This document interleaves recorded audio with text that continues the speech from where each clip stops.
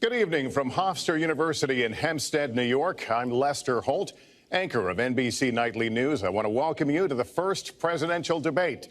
The participants tonight are Donald Trump and Hillary Clinton. This debate is sponsored by the Commission on Presidential Debates, a nonpartisan, nonprofit organization. The commission drafted tonight's format, and the rules have been agreed to by the campaigns. The 90-minute debate is divided into 6 segments, each 50 minutes long. We'll explore 3 topic areas tonight: achieving prosperity, America's direction, and securing America. At the start of each segment, I will ask the same lead-off question to both candidates, and they will each have up to 2 minutes to respond. From that point until the end of the segment, we'll have an open discussion. The questions are mine and have not been shared with the commission or the campaigns. The audience here in the room has agreed to remain silent so that we can focus on what the candidates are saying. I will invite you to applaud, however, at this moment as we welcome the candidates. Democratic nominee for President of the United States, Hillary Clinton, and Republican nominee for President of the United States, Donald J. Trump.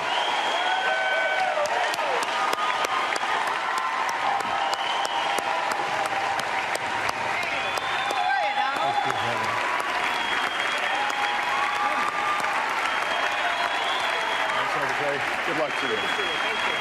Trump, good luck to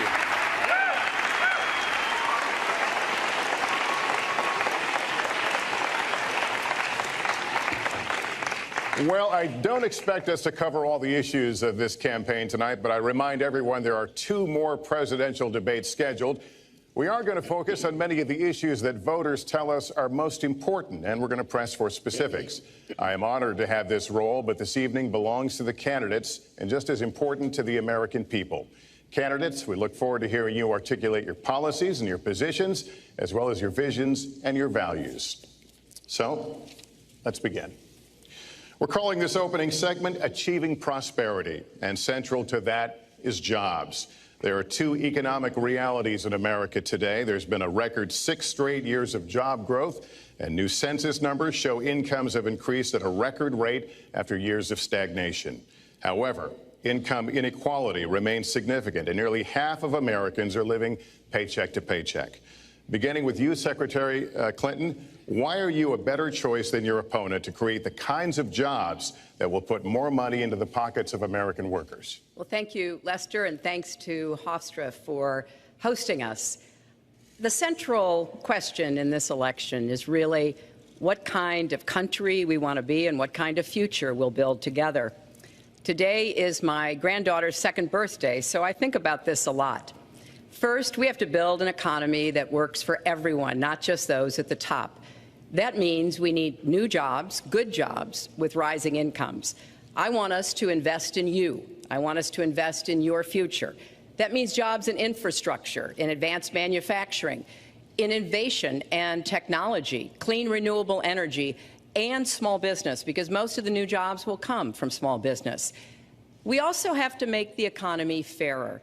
That starts with raising the national minimum wage and also guarantee, finally, equal pay for women's work. I also want to see more companies do profit sharing. If you help create the profits, you should be able to share in them, not just the executives at the top.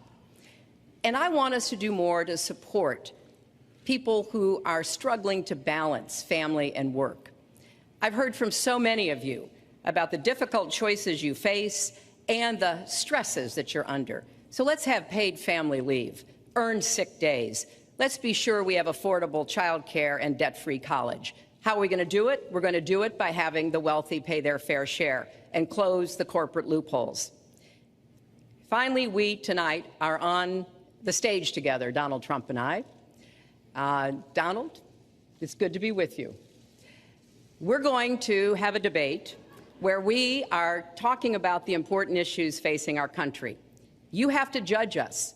Who can shoulder the immense, awesome responsibilities of the presidency? Who can put into action the plans that will make your life better? I hope that I will be able to earn your vote on November 8th. Secretary Clinton, thank you. Mr. Trump, the same question to you. It's about putting money, more money, into the pockets of American workers. You have up to 2 minutes. Thank you, Lester. Our jobs are fleeing the country. They're going to Mexico. They're going to many other countries. You look at what China is doing to our country in terms of making our product. They're devaluing their currency, and there's nobody in our government to fight them.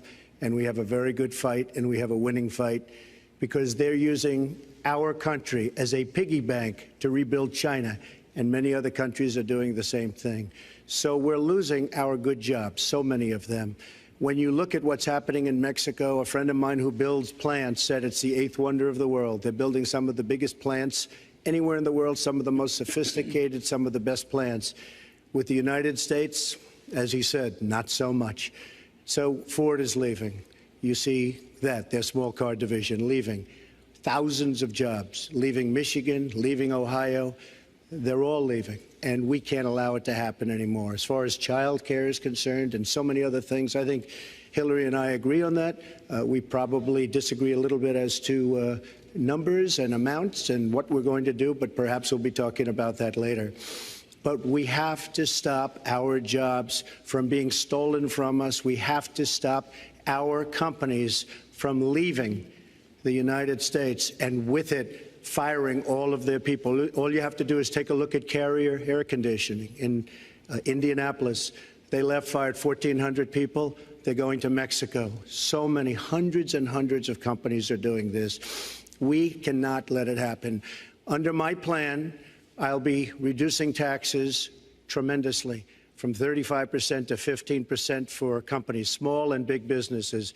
That's going to be a job creator like we haven't seen since Ronald Reagan. It's going to be a beautiful thing to watch. Companies will come, they will build, they will expand, new companies will start, and I look very, very much forward to doing it. We have to renegotiate our trade deals, and we have to stop these countries from stealing our companies and our jobs. Secretary Clinton, would you like to respond? Well, I think that trade is an important issue. Of course, we are 5% of the world's population. We have to trade with the other 95%. And we need to have smart, fair trade deals. We also, though, need to have a tax system that rewards work and not just financial transactions. And the kind of plan that Donald has put forth would be trickle-down economics all over again. In fact, it would be the most extreme version, the biggest tax cuts for the top percent of the people in this country than we've ever had. I call it trumped-up trickle-down, because that's exactly what it would be. That is not how we grow the economy. We just have a different view about what's best for growing the economy, how we make investments that will actually produce jobs and rising incomes. I think we come at it from somewhat different perspectives. I understand that. You know, Donald was very fortunate in his life, and that's all to his benefit. He started his business with $14 million borrowed from his father, and he really believes that the more you help wealthy people, the better off we'll be, and that everything will work out from there. I don't buy that. I have a different experience. My father was a small businessman. He worked really hard. He printed drapery fabrics on long tables where he pulled out those fabrics and he went down with a silk screen and dumped the paint in and took the squeegee and kept going. And so what I believe is the more we can do for the middle class, the more we can invest in you, your education, your skills, your future, the better we will be off and the better we'll grow. That's the kind of economy I want us to see again. Let me follow up with Mr. Trump, if I can. You've talked about creating 25 million jobs, and you've promised to bring back millions of jobs for Americans. How are we going to bring back the industries that have left this country for cheaper labor overseas? How specifically are you going to tell American manufacturers that you have to come back? Well, for one thing, and before we start on that, my father gave me a very small loan in 1975, and I built it into a company that's worth many, many billions of dollars with some of the greatest assets in the world. And I say that only because that's the kind of thinking that our country needs. Our country's in deep trouble. We don't know what we're doing when it comes to devaluations, and all of these countries all over the world, especially China, they're the best ever at it. What they're doing to us is a very, very sad thing. So we have to do that. We have to renegotiate our trade deals. And Lester, they're taking our jobs, they're giving incentives, they're doing things that, frankly, we don't do. Let me give you the example of Mexico. They have a VAT tax. We're in a different system. When we sell into Mexico, there's a tax. When they sell in automatic, 16% approximately. When they sell into us, there's no tax. It's a defective agreement. It's been defective for a long time, many years, but the politicians haven't done anything about it. Now, in all fairness to Secretary Clinton, yes, is that okay? Good. I want you to be very happy. It's very important to me. But in all fairness to Secretary Clinton, when she started talking about this, it was really very recently. She's been doing this for 30 years. And why hasn't she made the agreements better? The NAFTA agreement is defective just because of the tax and many other reasons, but just because of the fact. Let me interrupt just a moment. Secretary Clinton and others, politicians, should have been doing this for years, not right now because of the fact that we've created a movement. They should have been doing this for years. What's happened to our jobs and our country and our economy generally is, look, we owe $20 trillion. We cannot do it any longer, Lester. Back to the question, though, how do you specifically bring back jobs? American manufacturers, how do you make them bring the jobs back? Well, the first thing you do is don't let the jobs leave. The companies are leaving. I could name, there are thousands of them. They're leaving, and they're leaving in bigger numbers than ever. And what you do is you say, fine, you want to go to Mexico or some other country, good luck. We wish you a lot of luck. But if you think you're going to make your air conditioners or your cars or your cookies or whatever you make and bring them into our country without a tax, you're wrong. And once you say you're going to have to tax them coming in, and our politicians never do this, because they have special interests, and the special interests want those companies to leave, because in many cases they own the companies. So what I'm saying is we can stop them from leaving. We have to stop them from leaving, and that's a big, big factor. Let me let Secretary Clinton get in there. Let's stop for a second and remember where we were 8 years ago. We had the worst financial crisis, the Great Recession, the worst since the 1930s. That was in large part because of tax policies that slashed taxes on the wealthy, failed to invest in the middle class, took their eyes off of Wall Street, and created a perfect storm. In fact, Donald was one of the people who rooted for the housing crisis. He said back in 2006, gee, I hope it does collapse because then I can go in and buy some and make some money. Well, it did collapse. That's called business, by the way. 9 million people lost their jobs. 5 million people lost their homes, and $13 trillion in family wealth was wiped out. Now, we have come back from that abyss, and it has not been easy. So we're now on the precipice of having a potentially much better economy, but the last thing we need to do is to go back to the policies that failed us in the first place. Independent experts have looked at what I've proposed and looked at what Donald's proposed, and basically they've said this, that if his tax plan, which would blow up the debt by over $5 trillion and would in some instances disadvantage middle-class families compared to the wealthy, were to go into effect, we would lose 3.5 million jobs and maybe have another recession. They've looked at my plans and they've said, okay, if we can do this, and I intend to get it done, we will have 10 million more new jobs because we will be making investments where we can grow the economy. Take clean energy. Some country is going to be the clean energy superpower of the 21st century. Donald thinks that climate change is a hoax perpetrated by the Chinese. I think it's real. I did not. Science is real. I do not say that. And I think it's important that we grip this and deal with it, both at home and abroad. And here's what we can do. We can deploy 500 million more solar panels. We can have enough clean energy to power every home. We can build a new modern electric grid. That's a lot of jobs. That's a lot of new economic activity. So I've tried to be very specific about what we can and should do, and I am determined that we're going to get the economy really moving again, building on the progress we've made over the last 8 years, but never going back to what got us in trouble in the first place. Mr. Trump. She talks about solar panels. We invested in a solar company, our country. That was a disaster. They lost plenty of money on that one. Now, look, I'm a great believer in all forms of energy, but we're putting a lot of people out of work. Our energy policies are a disaster. Our country is losing so much in terms of energy, in terms of paying off our debt. You can't do what you're looking to do with $20 trillion in debt. The Obama administration, from the time they've come in, is over 230 years worth of debt, and he's topped it. He's doubled it in a course of almost 8 years, 7.5 years to be semi-exact. So I will tell you this, we have to do a much better job at keeping our jobs. And we have to do a much better job at giving companies incentive to build new companies or to expand, because they're not doing it. And all you have to do is look at Michigan and look at Ohio and look at all of these places where so many of their jobs and their companies are just leaving. They're gone. And Hillary, I just ask you this. You've been doing this for 30 years. Why are you just thinking about these solutions right now? For 30 years you've been doing it, and now you're just starting to think of solutions. Well, actually, I will bring back jobs. You can't bring back jobs. Well, actually, I have thought about this quite a bit. Yeah, for 30 years. I have, well, not quite that long.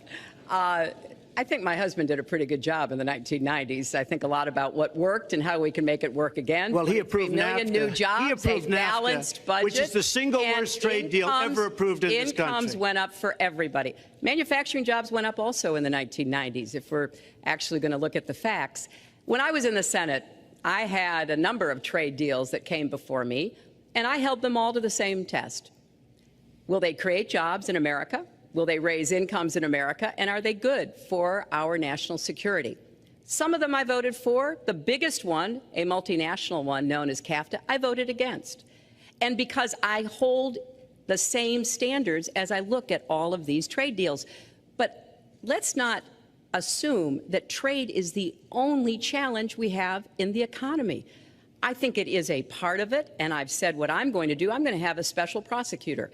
We're going to enforce the trade deals we have, and we're going to hold people accountable. When I was Secretary of State, we actually increased American exports globally 30%. We increased them to China 50%. So I know how to really work to get new jobs and to get exports that help to create more new jobs. Well, you haven't done it in 30 years or 26 years. Well, any number you I've been a senator, You Donald, haven't done it. And you haven't I done have it. been a Secretary of State, and I have Your done husband signed a lot. NAFTA, which was one of the worst things that ever happened to the manufacturing industry. That is your opinion. You go to New England, you go to Ohio, Pennsylvania, you go anywhere you want, Secretary Clinton, and you will see devastation where manufacturing is down 30, 40, sometimes 50%. NAFTA is the worst trade deal maybe ever signed anywhere, but certainly ever signed in this country. And now you want to approve Trans-Pacific Partnership. You were totally in favor of it. Then you heard what I was saying, how bad it is, and you said, I can't win that debate. But you know that if you did win, you would approve that, and that will be almost as bad as NAFTA. Nothing will ever top NAFTA. That is just not accurate. I was against it once it was finally negotiated and the terms were laid out. I wrote about that in... You called it the gold standard. Well, I hope... You called it the gold standard of trade deals. You said it's the finest deal you've ever seen. No. And then you heard what I said about it, and all of a sudden you were against it. Well, Donald, I know you live in your own reality, but that is not the facts. The facts are, I did say I hoped it would be a good deal, but when it was negotiated, which I was not responsible for, I concluded it wasn't. I wrote about that. So is it President Obama's fault? Is it President Obama's fault? Even announced. Look, there Secretary, is it President Obama's fault? There are because he's pushing it. There are different views about what's good for our country, our economy, and our leadership in the world. And I think it's important to look at what we need to do to get the economy going again. That's why I said new jobs with rising incomes, investments, not in more tax cuts that would add $5 trillion to the debt. But you have no plan. Oh, I do. Secretary, in fact, you have no plan. A book about it. It's called Stronger Together. You can pick it up tomorrow. That's about all you folks, at the bookstore or at an airport near you. We're going to move to... But it's because I see this. We need to have strong growth, fair growth, sustained growth.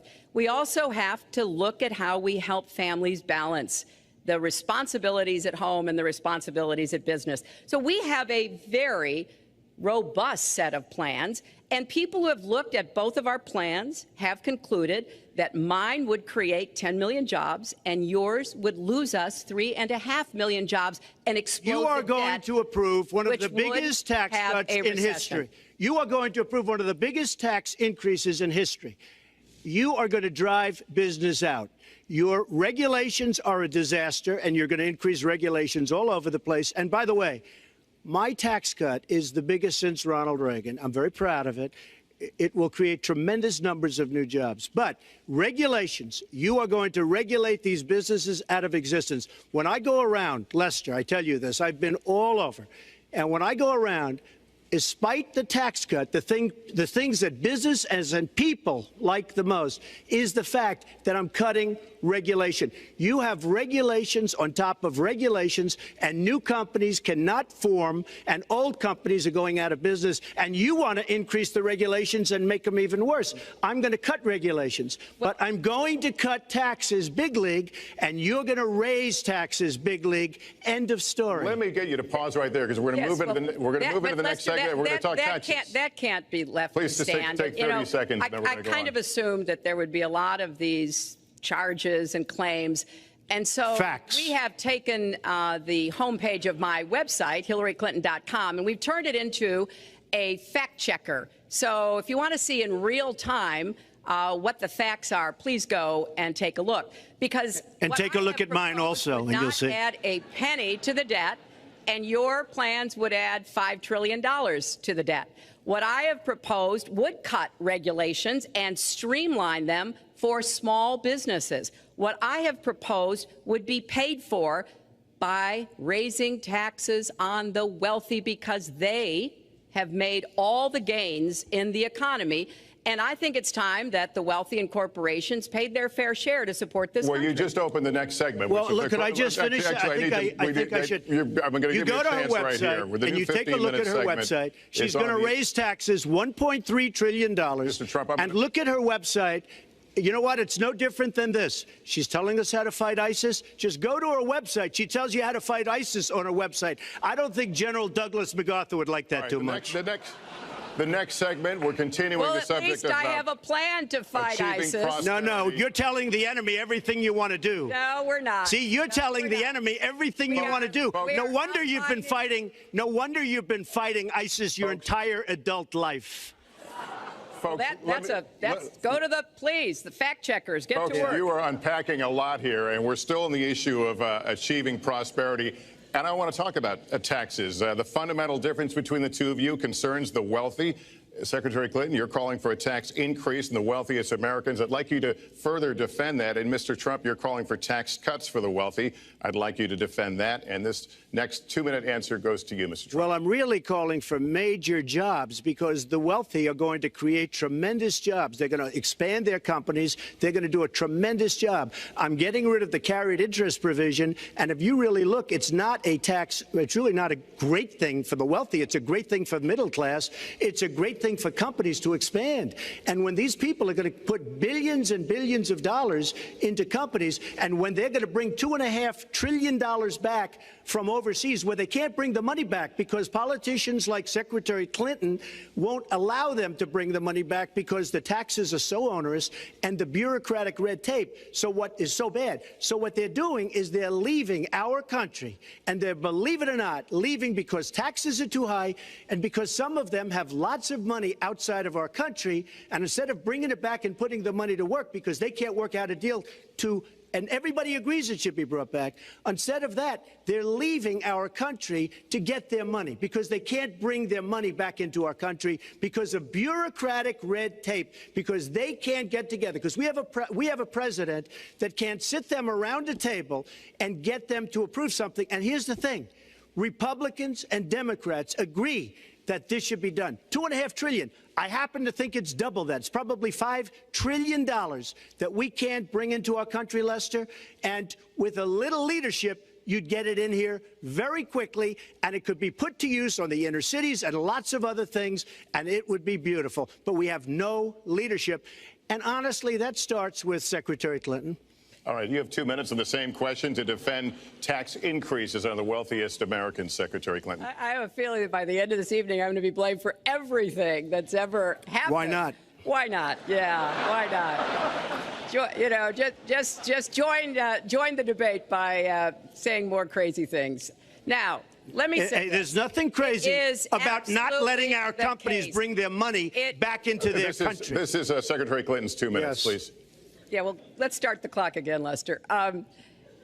We've looked at your tax proposals. I don't see changes in the corporate tax rates or the kinds of proposals you're referring to that would cause the repatriation, bringing back of money that's stranded overseas. I happen to support that. I happen to support that in a way that will actually work to our benefit. But when I look at what you have proposed, you have what is called now the Trump loophole, because it would so advantage you and the business you do. You've proposed an approach that has a $4 billion tax benefit for your family. And when you look at what you are proposing, much for my family? It is, Lester, as I said, trumped up trickle down. Trickle down did not work. It got us into the mess we were in 2008 and 9. Slashing taxes on the wealthy hasn't worked, and a lot of really smart, wealthy people know that.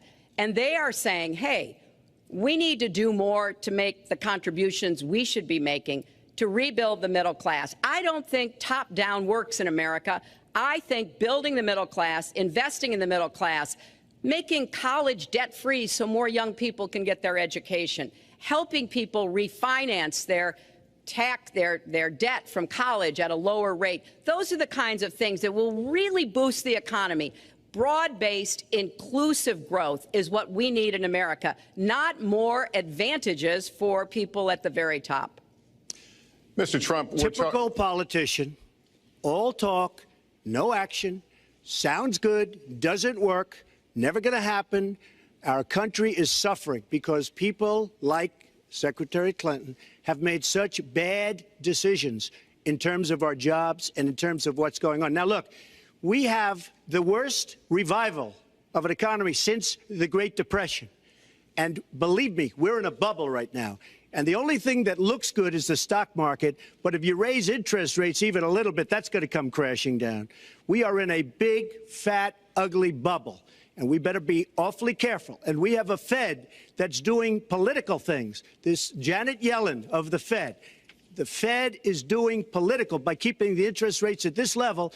And believe me, the day Obama goes off and he leaves and he goes out to the golf course for the rest of his life to play golf, when they raise interest rates, you're going to see some very bad things happen because the Fed is not doing their job. The Fed is being more political than Secretary Clinton. Mr. Trump, we're talking about the burden that Americans have to pay, yet you have not released your tax returns. And the reason nominees have released their returns for decades is that voters will know if their potential president owes money to, who he owes it to, and any business conflicts. Don't Americans have a right to know if there are any conflicts of interest? I don't mind releasing. I'm under a routine audit, and it'll be released. And as soon as the audit's finished, it'll be released.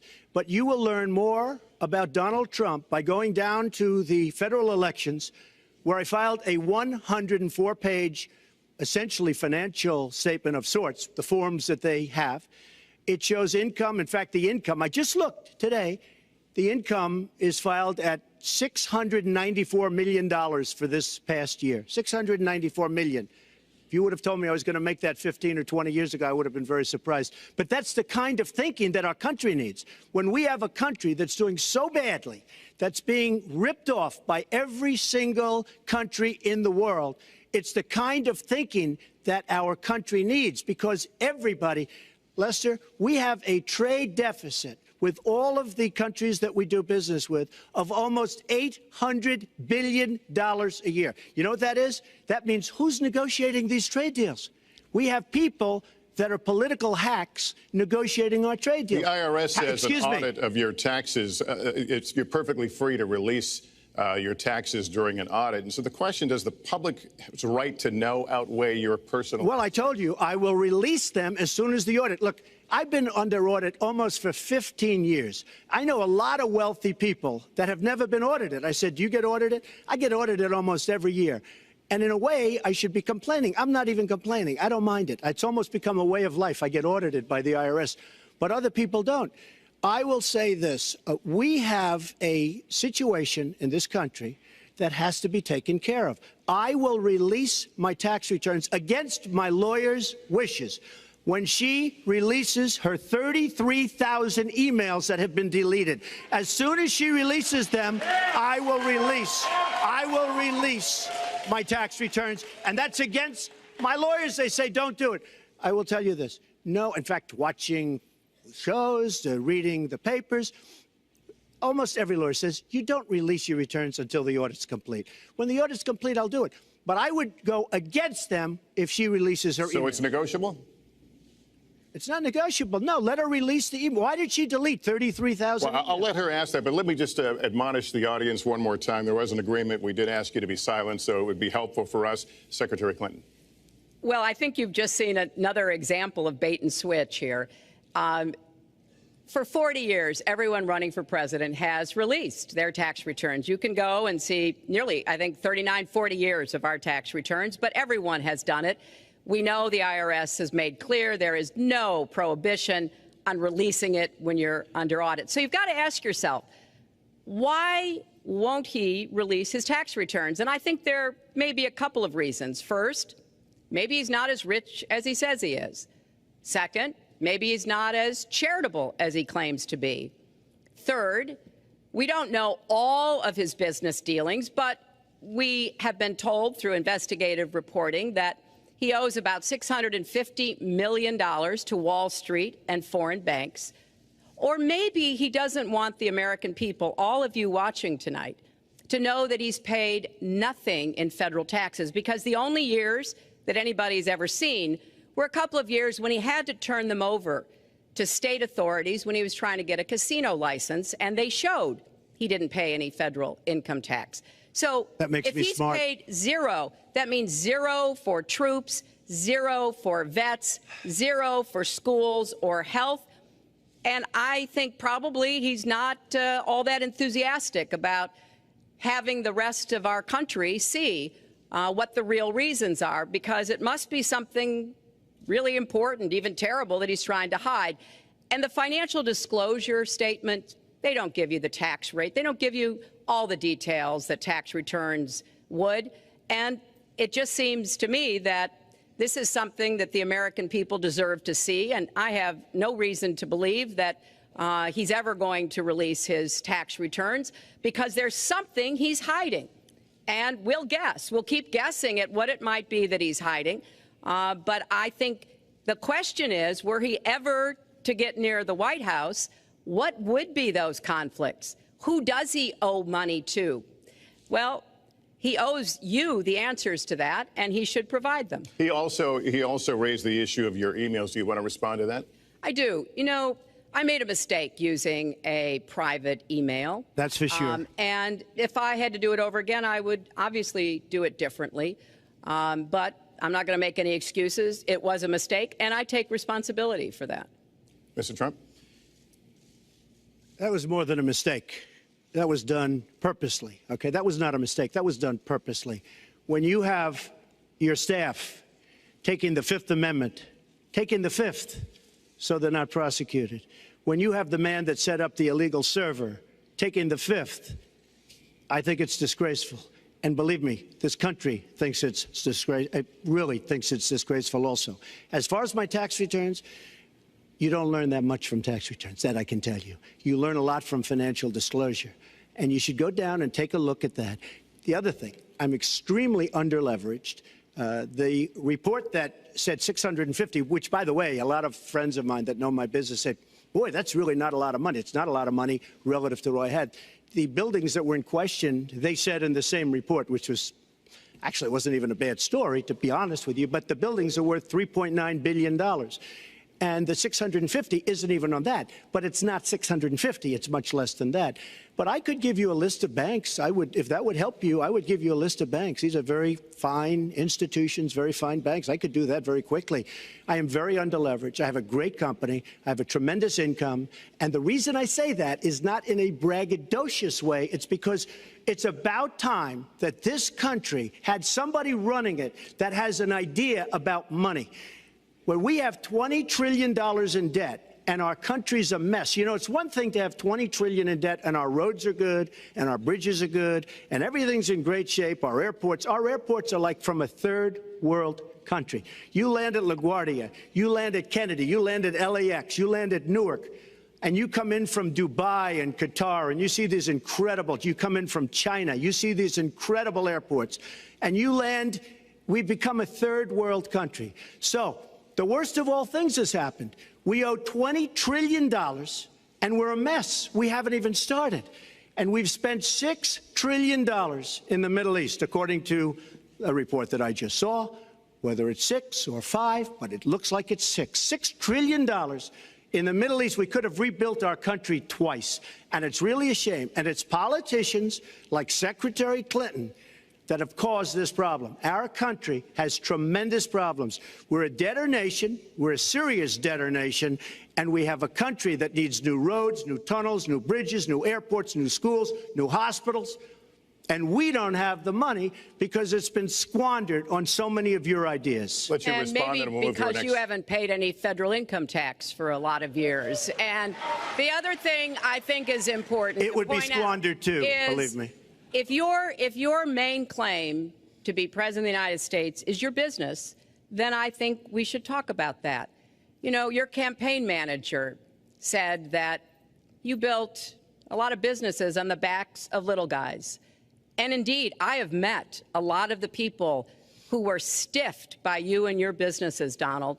I've met dishwashers, painters, architects, glass installers, marble installers, drapery installers, like my dad was, who you refused to pay when they finished the work that you asked them to do. We have an architect in the audience who designed one of your clubhouses at one of your golf courses.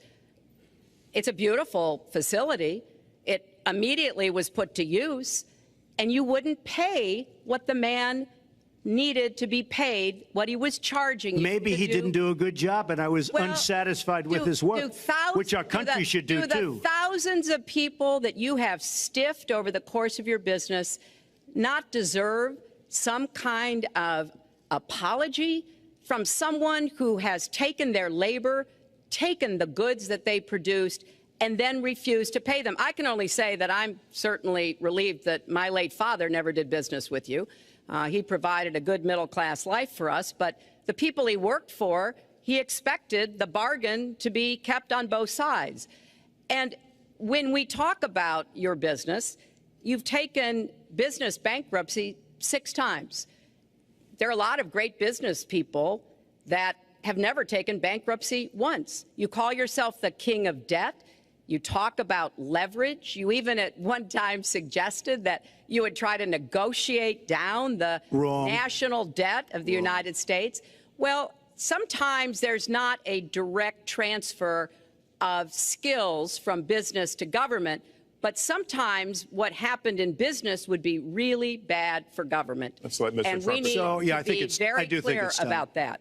Look, it's all words, it's all sound bites. I built an unbelievable company, some of the greatest assets anywhere in the world, real estate assets anywhere in the world, beyond the United States, in Europe, lots of different places. It's an unbelievable company. But on occasion, 4 times, we used certain laws that are there. And when Secretary Clinton talks about people that didn't get paid, first of all, they did get paid a lot, but taking advantage of the laws of the nation. Now, if you want to change the laws, you've been there a long time, change the laws. But I take advantage of the laws of the nation because I'm running a company. My obligation right now is to do well for myself, my family, my employees, for my companies. And that's what I do. But what she doesn't say is the tens of thousands of people that are unbelievably happy and that love me. I'll give you an example. We're just opening up on Pennsylvania Avenue, right next to the White House. So if I don't get there one way, I'm going to get to Pennsylvania Avenue another. But we're opening the old post office. Under budget, ahead of schedule, saved tremendous money. I'm a year ahead of schedule. And that's what this country should be doing. We build roads and they cost 2 and 3 and 4 times what they're supposed to cost. We buy products for our military and they come at costs that are so far above what they were supposed to be because we don't have people that know what they're doing. When we look at the budget is bad to a large extent because we have people that have no idea as to what to do and how to buy. The Trump International is way under budget and way ahead of schedule, and we should be able to do that for our country. Well, we're well behind schedule, so I want to move to our next segment. We move into our next segment talking about America's direction, and let's start by talking about race. The share of Americans who say race relations are bad in this country is the highest it's been in decades, much of it amplified by shootings of African Americans by police, as we've seen recently in Charlotte and Tulsa. Race has been a big issue in this campaign, and one of you is going to have to bridge a very wide and bitter gap. So how do you heal the divide? Secretary Clinton, you get 2 minutes on this. Well, you're right. Race remains a significant challenge in our country. Unfortunately, race still determines too much, often determines where people live, determines what kind of education in their public schools they can get, and yes, it determines how they're treated in the criminal justice system. We've just seen those 2 tragic examples in both Tulsa and Charlotte. And we've got to do several things at the same time. We have to restore trust between communities and the police. We have to work to make sure that our police are using the best training, the best techniques, that they're well prepared to use force only when necessary.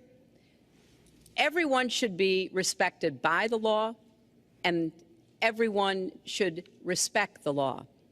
Right now, that's not the case in a lot of our neighborhoods. So I have, ever since the first day of my campaign, called for criminal justice reform.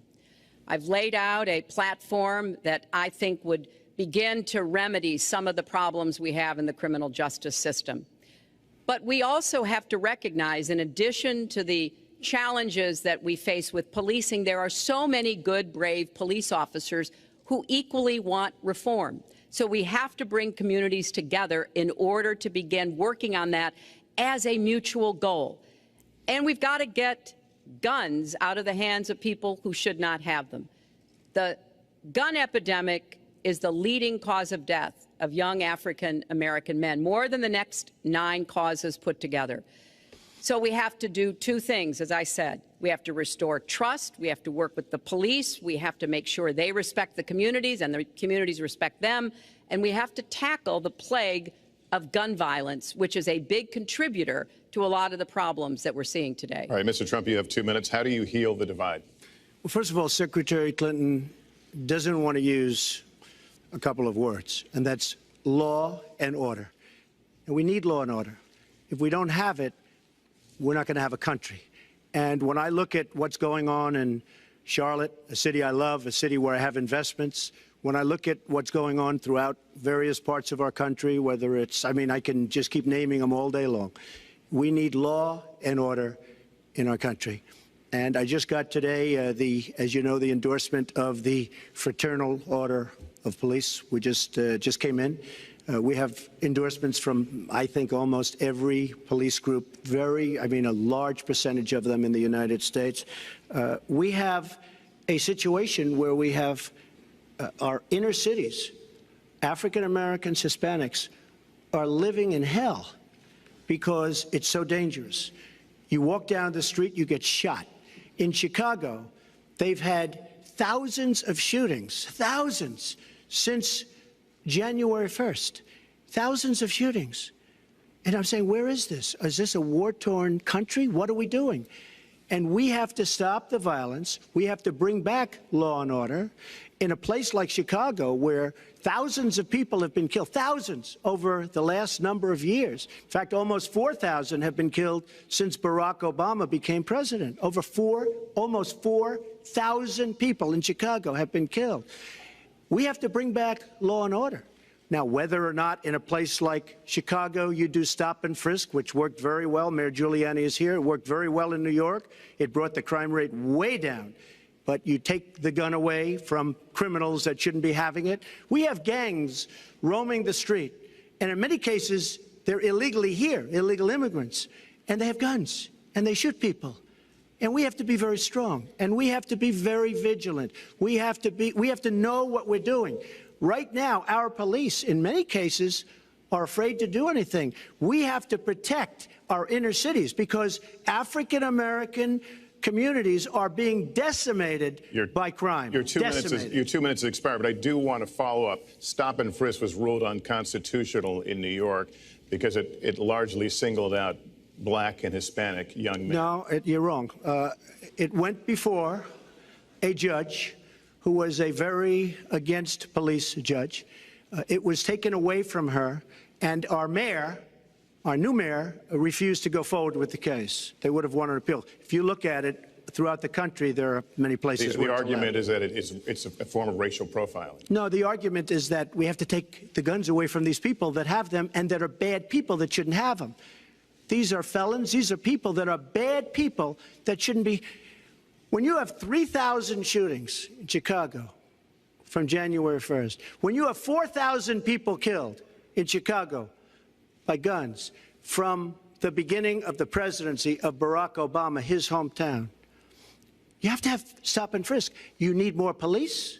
You need a better community relation. You don't have good community relations in Chicago. It's terrible. I have property there. It's terrible what's going on in Chicago.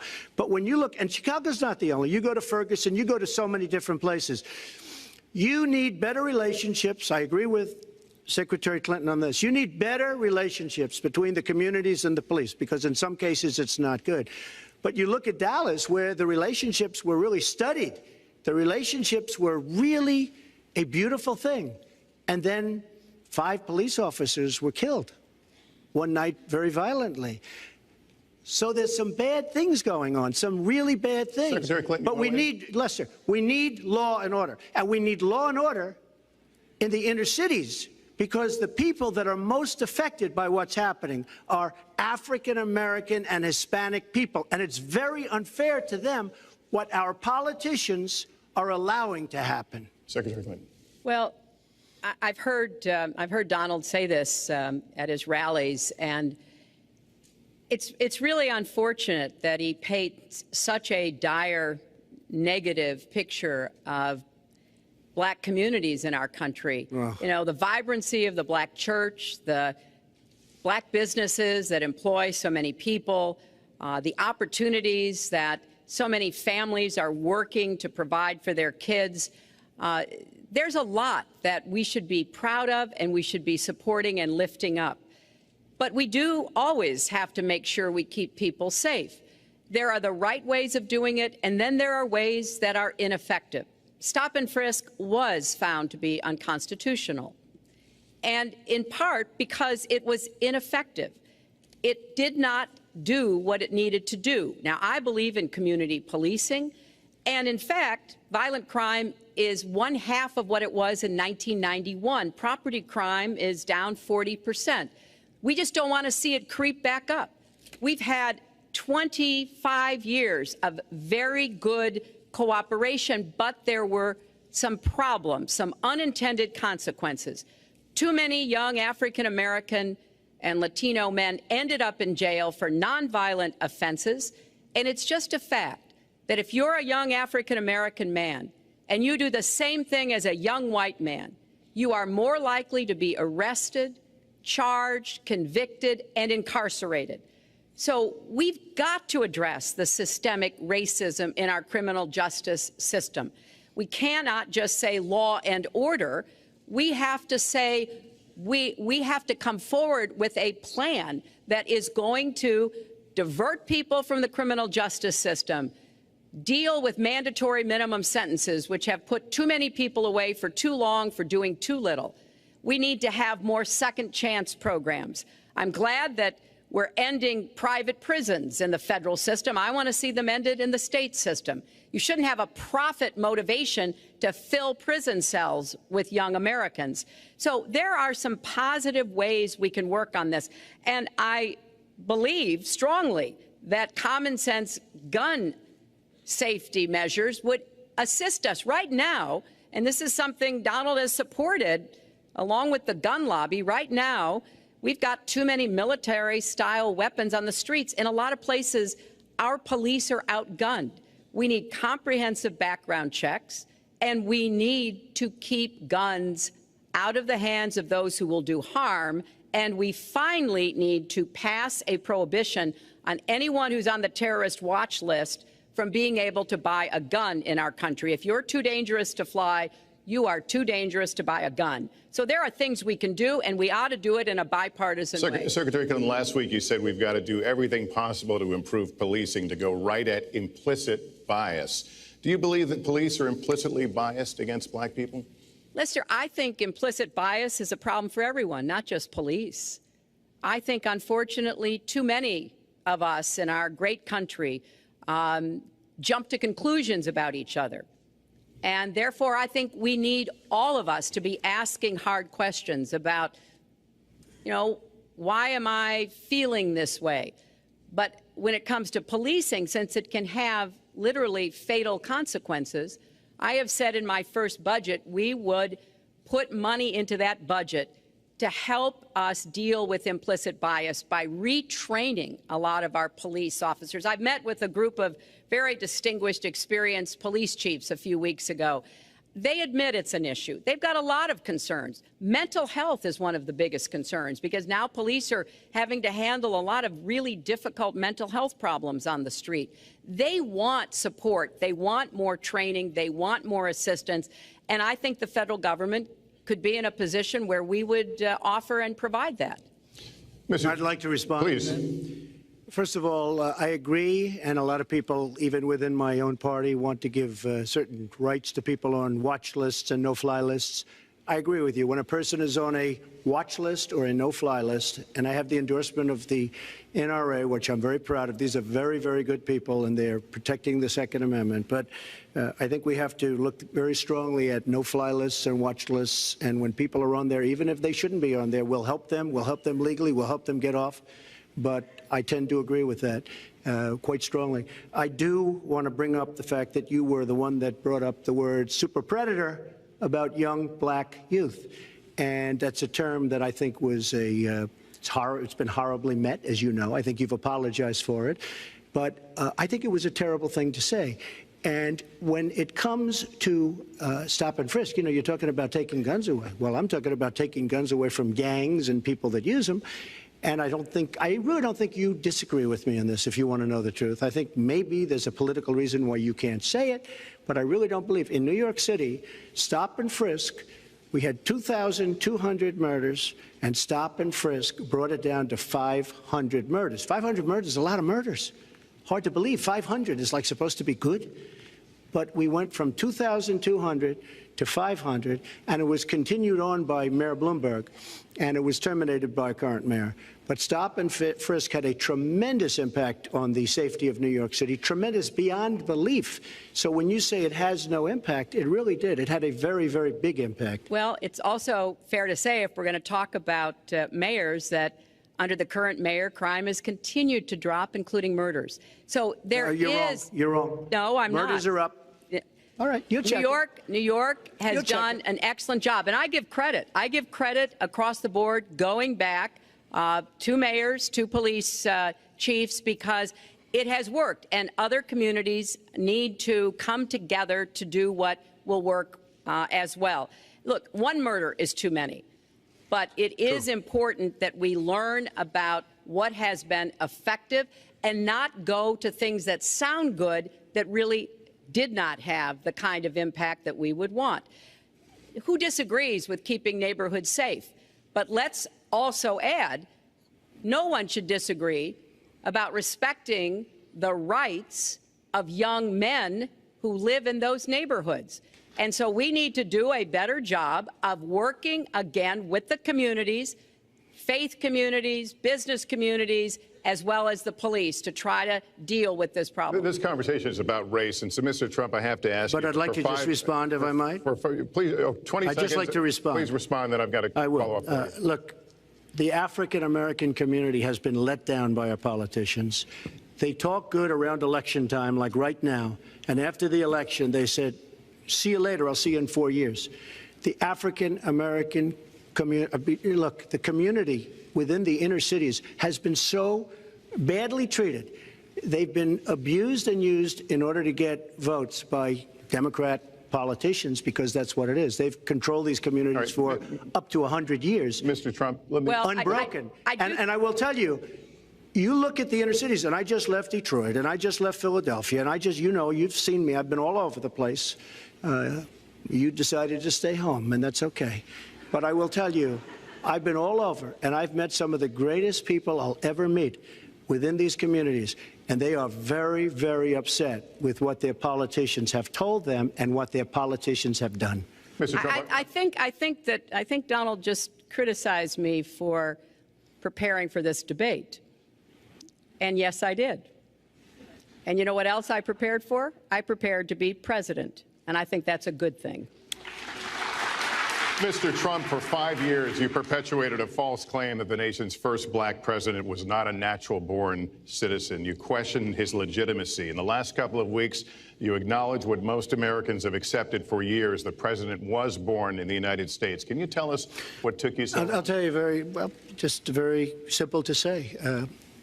Sidney Blumenthal works for the campaign and very close friend of Secretary Clinton. And her campaign manager, Patty Doyle, went to, during the campaign, her campaign against President Obama, fought very hard, and you can go look it up and you can check it out. And if you look at CNN this past week, Patty Solis Doyle was on Wolf Blitzer saying that this happened. Blumenthal sent McClatchy, highly respected reporter at McClatchy, to Kenya to find out about it. They were pressing it very hard. She failed to get the birth certificate. When I got involved, I didn't fail.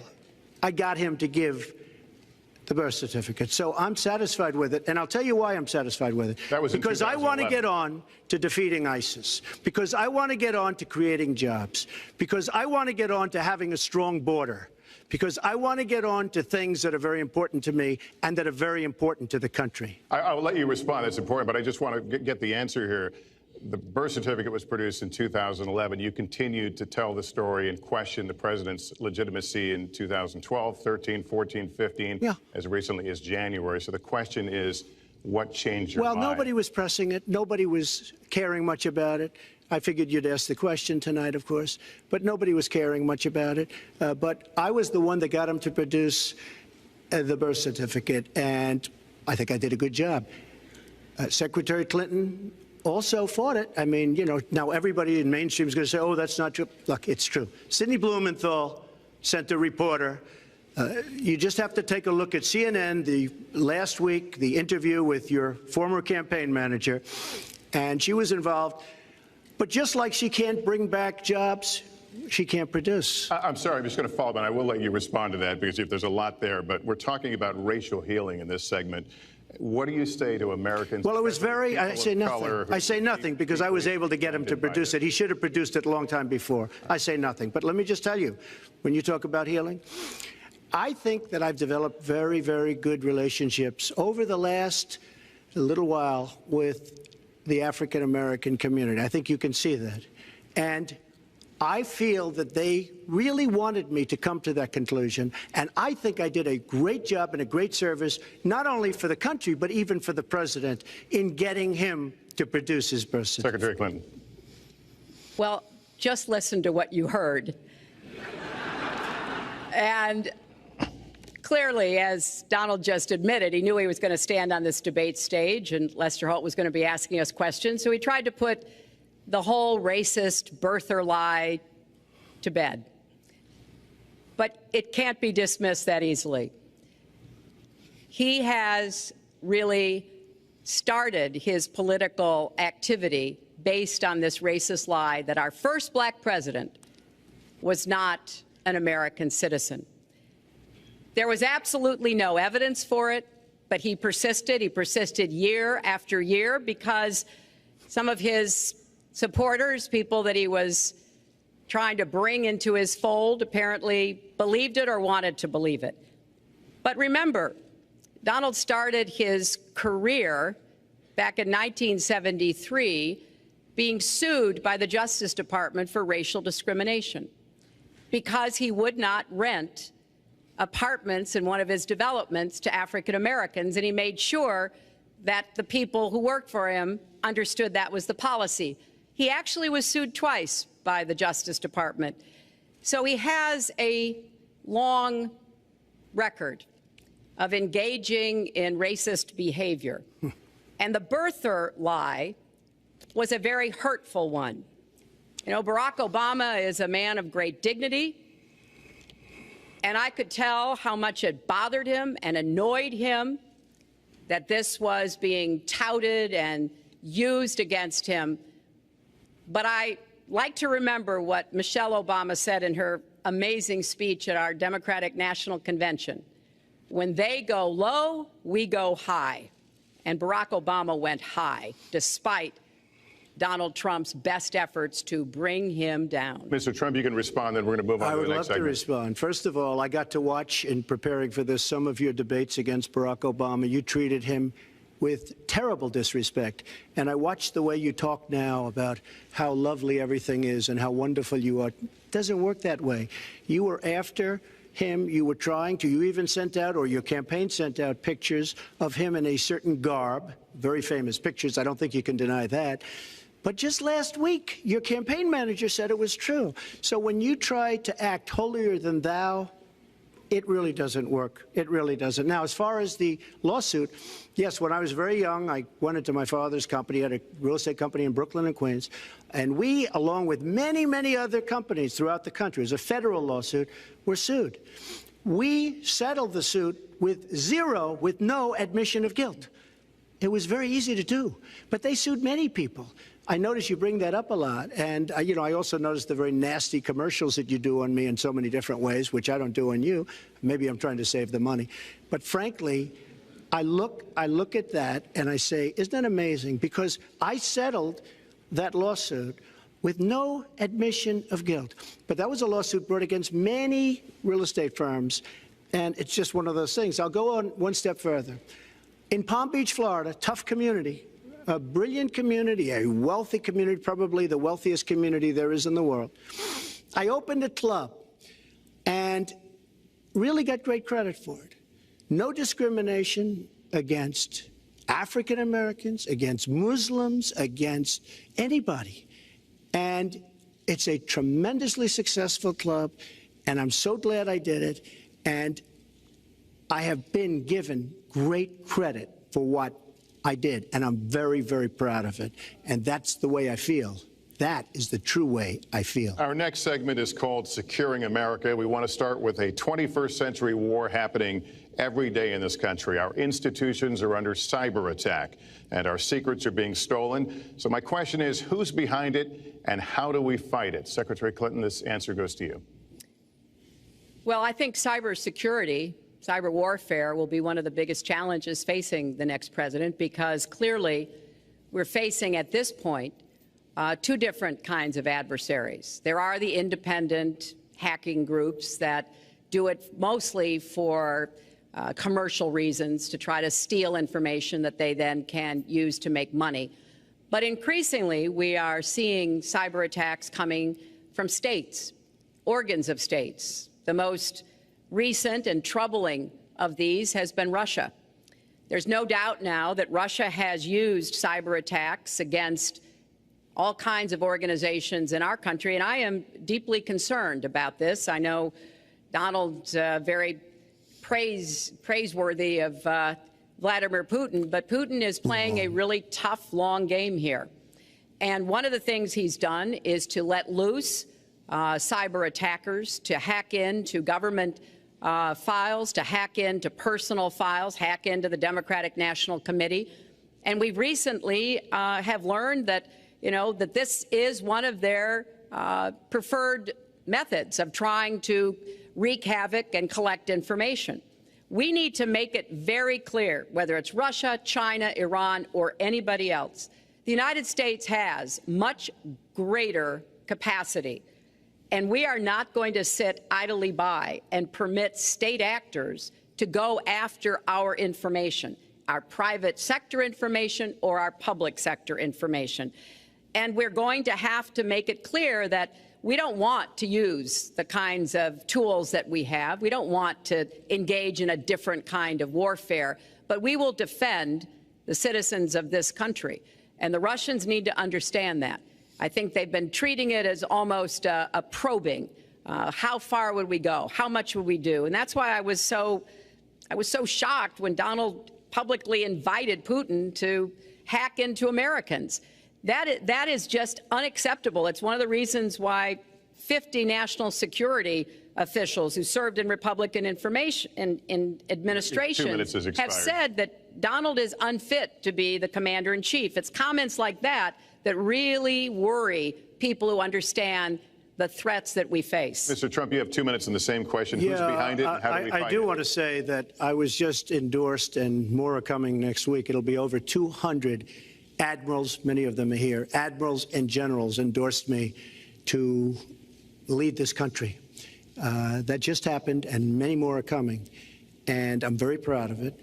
In addition, I was just endorsed by ICE. They've never endorsed anybody before on immigration. I was just endorsed by ICE. I was just recently endorsed 16,500 Border Patrol agents.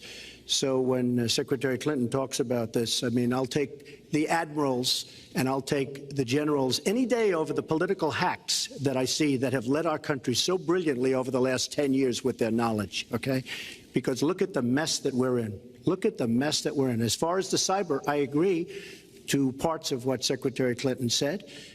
We should be better than anybody else, and perhaps we're not. I don't think anybody knows it was Russia that broke into the DNC. She's saying Russia, Russia, Russia, but maybe it was. I mean, it could be Russia, but it could also be China. It could also be lots of other people. It also could be somebody sitting on their bed that weighs 400 pounds, okay? You don't know who broke in to DNC. But what did we learn with DNC? We learned that Bernie Sanders was taken advantage of by your people, by Debbie Wasserman Schultz. Look what happened to her. But Bernie Sanders was taken advantage of. That's what we learned. Now, whether that was Russia, whether that was China, whether it was another country, we don't know.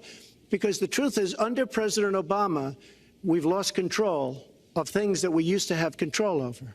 We came in with the Internet. We came up with the Internet.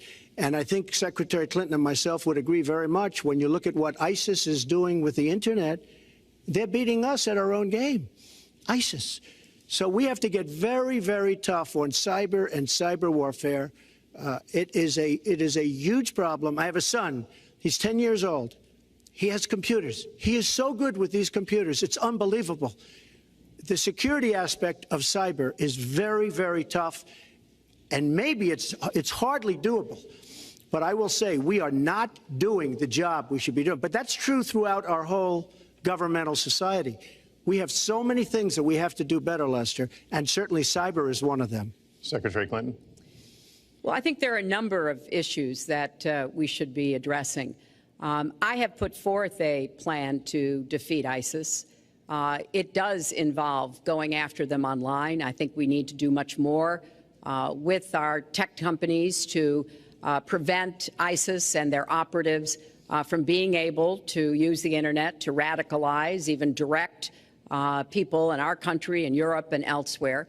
But we also have to intensify our air strikes against ISIS and eventually support our Arab and Kurdish partners to be able to actually take out ISIS in Raqqa and their claim of being a caliphate.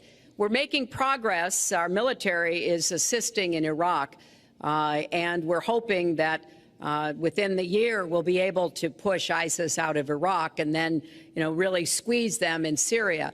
But we have to be cognizant of the fact that they've had foreign fighters coming to volunteer for them, foreign money foreign weapons. So we have to make this the top priority, and I would also do everything possible to take out their leadership. I was involved in a number of efforts to take out al-Qaeda leadership when I was Secretary of State, including, of course, taking out bin Laden, and I think we need to go after Baghdadi as well, make that one of our organizing principles, because we've got to defeat ISIS, and we've got to do everything we can to disrupt their propaganda efforts online. You mentioned ISIS, and we think of ISIS certainly as over there, but there are American citizens who have been inspired to commit acts of terror on American soil. The latest incident, of course, the bombings we just saw in New York and New Jersey, the knife attack at a mall in Minnesota, and the last year, deadly attacks in San Bernardino and Orlando. I'll ask this to both of you. Tell us specifically how you would prevent homegrown attacks by American citizens, Mr. Trump. Well, first I have to say one thing, very important. Secretary Clinton is talking about taking out ISIS. We will take out ISIS. Well, President Obama and Secretary Clinton created a vacuum the way they got out of Iraq, because they got out, they shouldn't have been in, but once they got in, the way they got out was a disaster, and ISIS was formed. So she talks about taking them out. She's been doing it a long time. She's been trying to take them out for a long time. But they wouldn't have even been formed if they left some troops behind, like 10,000 or maybe something more than that. And then you wouldn't have had them. Or, as I've been saying for a long time, and I think you'll agree because I said it to you once, had we taken the oil, and we should have taken the oil, ISIS would not have been able to form either, because the oil was their primary source of income. And now they have the oil all over the place, including the oil, a lot of the oil in Libya, which was another one of her disasters. Secretary Clinton.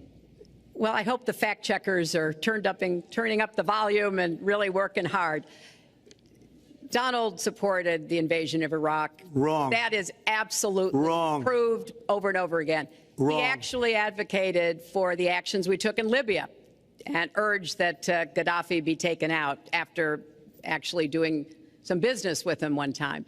But the larger point, he says this constantly, is George W. Bush made the agreement about when American troops would leave Iraq, not Barack Obama. And the only way that American troops could have stayed in Iraq is to get an agreement from the then Iraqi government that would have protected our troops. And the Iraqi government would not give that. But let's talk about the question you asked, Lester. The question you asked is, what do we do here in the United States? That's the most important part of this. How do we prevent attacks? How do we protect our people? And I think we've got to have an intelligence surge where we are looking for every scrap of information. I was so proud of law enforcement in New York, in Minnesota, in New Jersey. You know, they responded so quickly, so professionally to the attacks that occurred by Rahami, and they brought him down. And we may find out more information because he is still alive, which may prove to be an intelligence benefit. So we've got to do everything we can to vacuum up intelligence from Europe, from the Middle East. That means we've got to work more closely with our allies. And that's something that Donald has been very dismissive of. We're working with NATO, the longest military alliance in the history of the world, to really turn our attention to terrorism. We're working with our friends in the Middle East, many of which, as you know, are Muslim-majority nations. Donald has consistently insulted Muslims abroad, Muslims at home, when we need to be cooperating with Muslim nations and with the American Muslim community. They're on the front lines. They can provide information to us that we might not get anywhere else. They need to have close working cooperation with law enforcement in these communities, not be alienated and pushed away, as some of Donald's rhetoric, unfortunately, has led to. Mr. Well, I'd have to respond. Please respond. The Secretary said very strongly about working with. We've been working with them for many years. And we have the greatest mess anyone's ever seen. You look at the Middle East, it's a total mess, under your direction to a large extent. But you look at the Middle East, you started the Iran deal. That's another beauty, where you have a country that was ready to fall. I mean, they were doing so badly. They were choking on the sanctions, and now they're going to be actually probably a major power at some point pretty soon, the way they're going. But when you look at NATO, I was asked on a major show, what do you think of NATO? Now, you have to understand, I'm a business person. I did really well, but I have common sense. And I said, well, I'll tell you, I haven't given lots of thought to NATO, but two things. Number one, the 28 countries of NATO, many of them aren't paying their fair share. Number two, and that bothers me because we should be, as we're defending them, and they should at least be paying us what they're supposed to be paying by treaty and contract. And number two, I said, and very strongly, NATO could be obsolete because, and I was very strong on this, and it was actually covered very accurately in the New York Times, which is unusual for the New York Times, to be honest. But I said, they do not focus on terror. And I was very strong, and I said it numerous times. And about 4 months ago, I read on the front page of the Wall Street Journal that NATO is opening up a major terror division.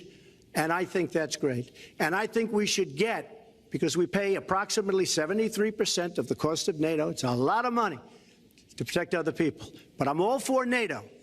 But I said they have to focus on terror also. And they're going to do that. And that was, believe me, I'm sure I'm not going to get credit for it, but that was largely because of what I was saying and my criticism of NATO. I think we have to get NATO to go into the Middle East with us, in addition to surrounding nations, and we have to knock the hell out of ISIS, and we have to do it fast. When ISIS formed in this vacuum created by Barack Obama and Secretary Clinton, and believe me, you were the ones that took out the troops. Not only that, you named the day. They couldn't believe it. They sat back probably and said, I can't believe it. They said, no, wait a minute. We've covered when they formed, this is something that never should have happened. It should have never happened. Now, you're talking about taking out ISIS, but you were there and you were Secretary of State when it was a little infant. Now it's in over 30 countries. And you're going to stop them? I don't think so. Mr. Trump, a lot of these are judgment questions. You had supported the war in Iraq before the invasion. What makes your judgment? I did not support the war in Iraq. 2002. That is a mainstream media nonsense put out by her, because she, frankly, I think the best person in her campaign is mainstream media. My question is, since you would you like to hear? Why is your I was against the war. Wait a minute. I was against the war in Iraq, just so you put it out. The record shows otherwise. The record does not show that. Why is your judgment? The record shows that I'm right. When I did an interview with Howard Stern, very lightly, first time anyone's asked me that, I said, very lightly, I don't know, maybe, who knows, essentially. I then did an interview with Neil Cavuto. We talked about the economy is more important. I then spoke to Sean Hannity, which everybody refuses to call Sean Hannity. I had numerous conversations with Sean Hannity at Fox, and Sean Hannity said, and he called me the other day, and I spoke to him about it. He said, you were totally against the war, because he was for the war. Why is your judgment better than... And that was before the war started. Sean Hannity said very strongly to me and other people, he's willing to say, but nobody wants to call him, I was against the war. He said, you used to have fights with me because Sean was in favor of the war. And I understand that side also, not very much, because we should have never been there. But nobody called Sean Hannity. And then they did an article in a major magazine shortly after the war started, I think in 2004, but they did an article which had me totally against the war in Iraq. And one of your compatriots said, you know, whether it was before or right after, Trump was definitely, because if you read this article, there's no doubt.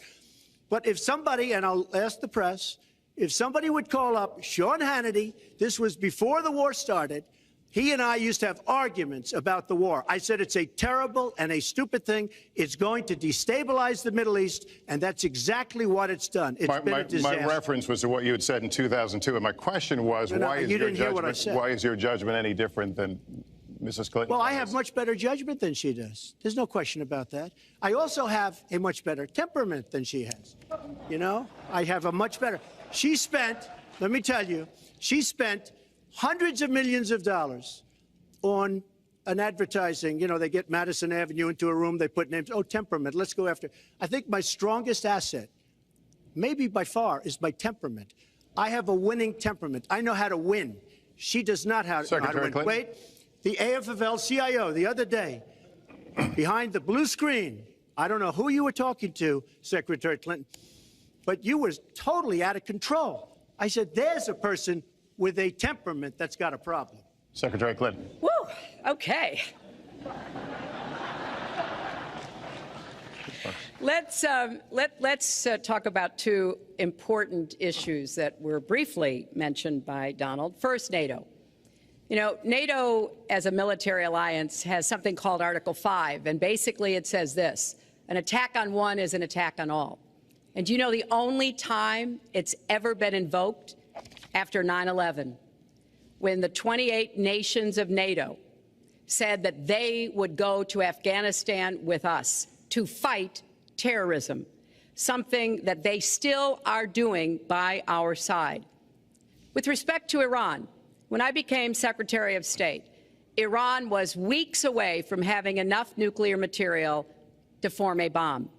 They had mastered the nuclear fuel cycle under the Bush administration. They had built covert facilities.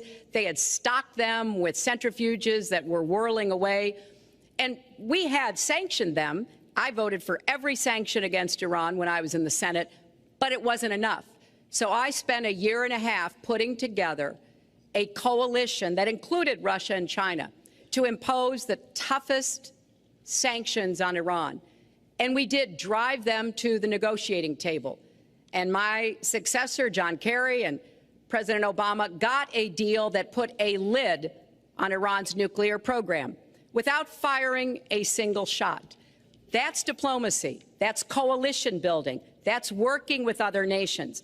The other day, I saw Donald saying that there were some Iranian sailors on a ship in the waters off of Iran, and they were taunting American sailors who were on a nearby ship. He said, you know, if they taunted our sailors, I'd blow them out of the water and start another war.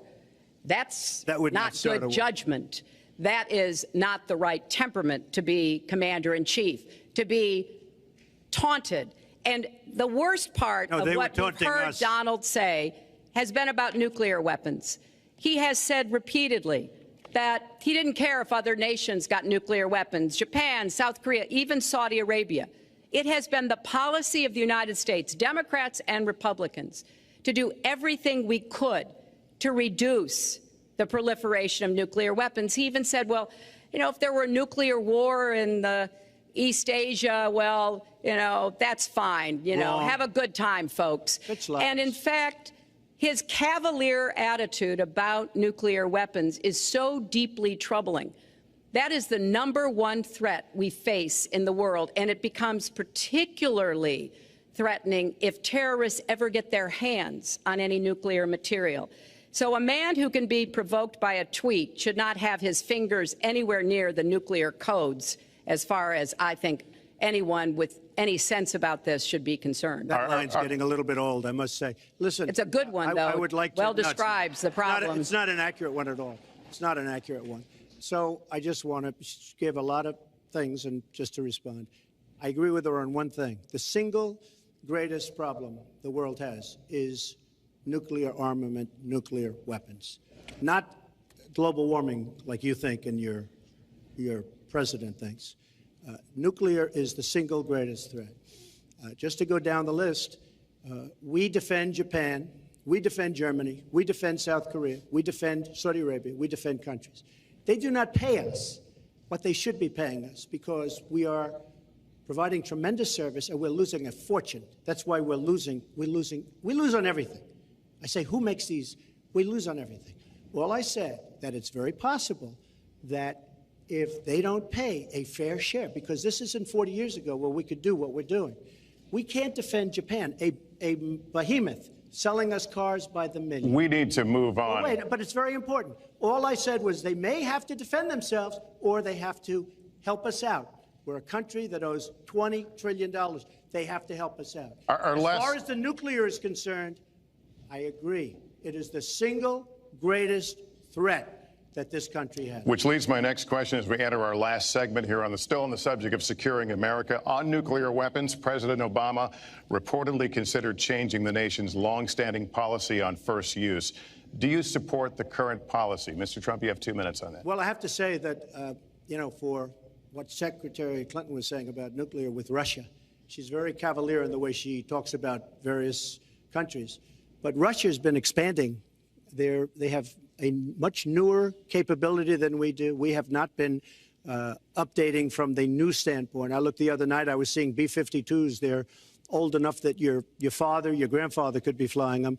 We are not keeping up with other countries. I would like everybody to end it, just get rid of it, but I would certainly not do first strike. I think that once the nuclear alternative happens, it's over. At the same time, we have to be prepared. I can't take anything off the table because you look at some of these countries, you look at North Korea, we're doing nothing there. China should solve that problem for us. China should go into North Korea.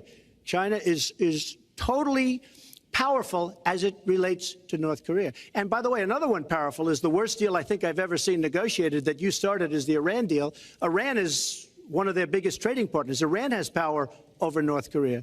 And when they made that horrible deal with Iran, they should have included the fact that they do something with respect to North Korea. And they should have done something with respect to Yemen and all these other places. And when asked to Secretary Kerry, why didn't you do that? Why didn't you add other things into the deal? One of the great giveaways of all time, including $400 million in cash. Nobody's ever seen that before. That turned out to be wrong. It was actually $1.7 billion in cash.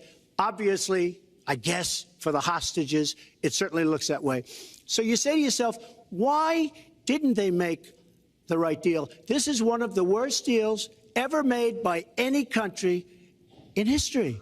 The deal with Iran will lead to nuclear problems. All they have to do is sit back 10 years, and they don't have to do much, and they're going to end up getting nuclear. I met with Bibi Netanyahu the other day. Believe me, he is not a happy camper. All right. Mrs. Clinton, Secretary Clinton, you have 2 minutes. Let me start by saying words matter. Words matter when you run for president, and they really matter when you are president. And I want to reassure our allies in Japan and South Korea and elsewhere that we have mutual defense treaties and we will honor them. It is essential that America's word be good. And so I know that this campaign has caused some questioning and some worries on the part of many leaders across the globe. I've talked with a number of them, but I want to, on behalf of myself and I think on behalf of a majority of the American people, say that, our word is good. It's also important that we look at the entire global situation. There's no doubt that we have other problems with Iran, but personally, I'd rather deal with the other problems having put that lid on their nuclear program than still to be facing that. And Donald never tells you what he would do. Would he have started a war? Would he have bombed Iran? If he's going to criticize a deal that has been very successful in giving us access to Iranian facilities that we never had before, then he should tell us what his alternative would be. But it's like his plan to defeat ISIS. He says it's a secret plan, but the only secret is that he has no plan. So we need to be more precise in how we talk about these issues. People around the world follow our presidential campaigns so closely, trying to get hints about what we will do. Can they rely on us? Are we going to lead the world with strength and in accordance with our values? That's what I intend to do. I intend to be a leader of our country that people can count on, both here at home and around the world, to make decisions that will further peace and prosperity, but also stand up to bullies, whether they're abroad or at home. We cannot let those who would try to destabilize the world, to interfere with American interests and security, to be given any opportunities at all. Is expired. Let's do one thing I'd like to say. Very quickly. I will go very quickly, but I will tell you that Hillary will tell you to go to her website and read all about how to defeat ISIS, which she could have defeated by never having it, get going in the first place. Right now, it's getting tougher and tougher to defeat them because they're in more and more places, more and more states, more and more nations. Mr. Trump. And it's a big problem. And as far as Japan is concerned, I want to help all of our allies. But we are losing billions and billions of dollars. We cannot be the policeman of the world. We cannot protect countries all over the world where they're not paying us what we need. We have just a few final questions. She doesn't say that because she's got no business ability. We need heart. We need a lot of things. But you have to have some basic ability. And sadly, she doesn't have that. All of the things that she's talking about could have been taken care of during the last 10 years, let's say, while she had great power. But they weren't taken care of. And if she ever wins this race, they won't be taken care of. Mr. Trump, this year, Secretary Clinton became the first woman nominated for president by a major party. Earlier this month, you said she doesn't have, quote, a presidential look. She's standing here right now. What did you mean by that? She doesn't have the look. She doesn't have the stamina. I said she doesn't have the stamina. And I don't believe she does have the stamina. To be president of this country, you need tremendous stamina. The quote was, I just don't think she has a presidential look. Wait a minute, Leslie, you asked me a question. Did you ask me a question? You have to be able to negotiate our trade deals. You have to be able to negotiate, that's right, with Japan, with Saudi Arabia. I mean, can you imagine we're defending Saudi Arabia, and with all of the money they have, we're defending them and they're not paying? All you have to do is speak to them. Wait, you have so many different things you have to be able to do, and I don't believe that Hillary has the stamina. Let's let her respond. Well, as soon as he travels to 112 countries and negotiates a peace deal, a ceasefire, a release of dissidents, an opening of new opportunities in nations around the world, or even spends 11 hours testifying in front of a congressional committee, he can talk to me about stamina. The world, let me tell you, Hillary has experience, but it's bad experience. We have made so many bad deals during the last, so she's got experience, that I agree, but it's bad experience. Whether it's the Iran deal that you're so in love with, where we gave them $150 billion back, whether it's the Iran deal, whether it's anything you can name, you almost can't name a good deal. I agree. She's got experience, but it's bad experience. And this country can't afford to have another 4 years of that kind of experience. We are at the final question. One thing, Very Lester, quickly, is, you know, he tried to switch from looks to stamina. But this is a man who has called women pigs, slobs, and dogs, and someone who has said pregnancy is an inconvenience to employers, who has said women don't deserve equal pay unless they do as good a job as men. And one of the worst things he said was about a woman in a beauty contest. He loves beauty contests, supporting them and hanging around them. And he called this woman Miss Piggy. Then he called her Miss Housekeeping because she was Latina. Donald, she has a name. Where did you find her this? name Where is did you find Alicia this? Machado. Where did you find and it? she has become a U.S. citizen, and you can bet she's going to vote this November. Okay, good. Let me just tell you. Mr. Trump, can you take 10 seconds, and then we're going to have the final question. Hillary is hitting me with tremendous commercials. Some of it said in entertainment. Some of it said somebody who's been very vicious to me, Rosie O'Donnell. I said very tough things to her, and I think everybody would agree that she deserves it, and nobody feels sorry for her. But you want to know the truth? I was going to say something extremely rough to Hillary, to her family, and I said to myself, I can't do it. I just can't do it. It's inappropriate. It's not nice. But she spent hundreds of millions of dollars on negative ads on me, many of which are absolutely untrue. They're untrue and they're misrepresentations. And I will tell you this, Lester, it's not nice, and I don't deserve that. But it's certainly not a nice thing that she's done. It's hundreds of millions of ads, and the only gratifying thing is I saw the polls come in today, and with all of that money, over $200 million is spent, and I'm either winning or tied, and I've spent practically nothing. One of you will not win this election. So my final question to you tonight, are you willing to accept the outcome as the will of the voters? Secretary Clinton? Well, I support our democracy. And sometimes you win, sometimes you lose. But I certainly will support the outcome of this election. And I know Donald's trying very hard to plant doubts about it, but I hope the people out there understand this election's really up to you. It's not about us so much as it is about you and your families and the kind of country and future you want. So I sure hope you will get out and vote as though your future depended on it, because I think it does. Mr. Trump, very quickly, the same question. Will you accept the outcome as the will of the voters? I want to make America great again. We are a nation that is seriously troubled. We're losing our jobs. People are pouring into our country. The other day, we were deporting 800 people, and perhaps they passed the wrong button, they pressed the wrong button, or perhaps, worse than that, it was corruption. But these people that we were going to deport for good reason ended up becoming citizens. And it was 800, and now it turns out it might be 1,800, and they don't even know. Will you accept Look, the outcome here's of the the election? story. I want to make America great again.